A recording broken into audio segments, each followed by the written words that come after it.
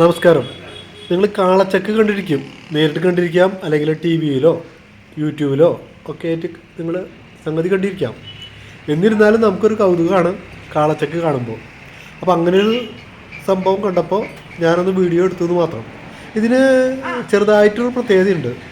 സാധാരണഗതിയിൽ കണ്ട കാളച്ചക്കകളൊക്കെ അതിൻ്റെ ആ ഉരൽ ഭാഗം ഉണ്ടല്ലോ, അത് മിക്കവാറും കേസിൽ അത് മരത്തിൻ്റെ ആകാരമാണ് പതിവ്. പ്രത്യേക ജാതി മരം എന്നൊക്കെ പറയാറുണ്ട്. കടഞ്ഞെടുത്താണ് ഇത്ര മൂപ്പെത്തിയതാണ് എന്നൊക്കെ പറഞ്ഞിട്ട്. ഇത് സംഗതി സിമ്പിളാണ്. സിമ്പിൾ എന്ന് വെച്ചാൽ വെരി വെരി സിമ്പിൾ, ഏറ്റവും ലളിതം. ഇത് കരിങ്കല്ലിൻ്റെയാണ് അതിൻ്റെ ഉരൽ. പിന്നെ മറ്റ് കുഴയുണ്ടല്ലോ, അത് നമ്മുടെ മരത്തിൻ്റെയും ബാക്കി എല്ലാ ഭാഗങ്ങളും മരത്തിൻ്റെയും. നല്ല കരുത്തരായ രണ്ട് കാളകൾ, നല്ല വെളുത്ത കാളകൾ. അതിൻ്റെ കണ്ണുകൾ എഴുതിയ മാതിരി തന്നെയുണ്ട്. അവയുടെ കൊമ്പുകളൊക്കെ ആ മനോഹാരിത വെളിവാക്കുന്നുണ്ട്. വളഞ്ഞിങ്ങനെ നിൽക്കുന്ന കൊമ്പുകൾ. നമ്മുടെ ഇതിൻ്റെ ഉടമസ്ഥനാണ് അത് കയറിയിരുന്ന് ആട്ടിക്കൊണ്ടിരിക്കുകയാണ്. അതിൻ്റെ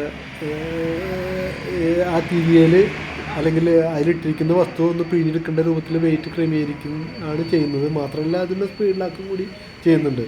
എനിക്ക് തോന്നുന്നു ചക്കിനോട് അടുത്ത് നിൽക്കുന്ന കാളയാണ് കൂടുതലും ഉഷാറായിട്ട് നീങ്ങുന്നതെന്ന് എനിക്ക് തോന്നുന്നു. വലിയ കാളയും അത് തന്നെയാണ്. ഏത് ഇനത്തിൽപ്പെട്ടതാണെന്ന് എനിക്ക് കൃത്യമായിട്ട് അറിഞ്ഞൂടാ.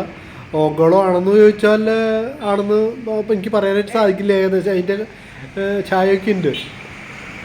പലപ്പോഴും അതിൻ്റെ ഒരു ചായയാണ്, അതോ കൃഷ്ണവാരി ആണോ എന്ന് അതും അക്കാര്യം ഉറപ്പില്ല. ആരെങ്കിലും കൃത്യമായിട്ട് അറിയുന്നവർ, ഇത്തരത്തിലുള്ള കാളകളെ കുറിച്ച് കൃത്യമായിട്ട് അറിയുന്നവർ ഒന്ന് കമൻ്റായിട്ടൊക്കെ ഇടുക. ഇനി ഇവിടെ ആട്ടുന്നത് എന്താണെന്ന് വെച്ചാൽ പലതും ആട്ടുന്നുണ്ട്. എള്ള്, കപ്പലണ്ടി, അതുപോലെ തന്നെ തേങ്ങ, അങ്ങനെ പലതും ഇവിടെ ആട്ടിക്കൊടുക്കുന്നുണ്ട്.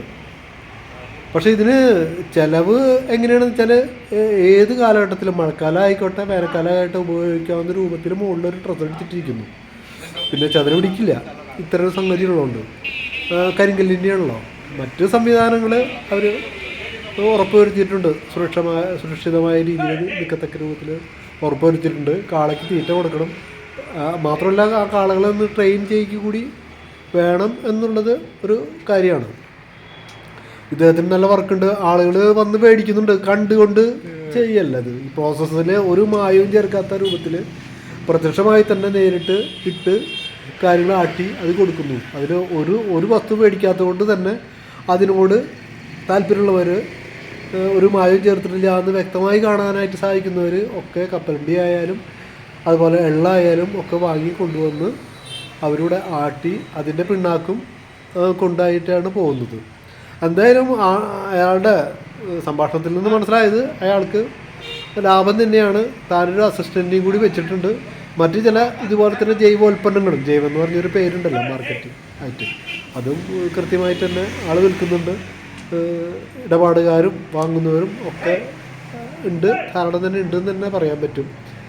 പ്രോസസ്സിങ്ങൊക്കെ ഒരു രഹസ്യമില്ലാത്ത രൂപത്തിൽ ആണ് നടക്കുന്നത്. അപ്പം അങ്ങനെയുള്ള ഒരു സംവിധാനം കണ്ടപ്പോൾ ഒന്ന് വീഡിയോ എടുത്തു എന്ന് മാത്രം. ഓക്കെ, നന്ദി, നമസ്കാരം. നമുക്ക് വീഡിയോയിലേക്ക് തുറന്നും പോവാം. കുറച്ചധികം സമയം എടുത്തു മാത്രം ഇതിന് വേണ്ടിയിട്ട്. ഒന്ന് കാണാനായിട്ടുള്ള കൗതുകം കൊണ്ട് ഇതിനെ കണ്ടിരിക്കുക എന്ന് പറഞ്ഞാൽ ഒരു രസം തന്നെയാണല്ലോ.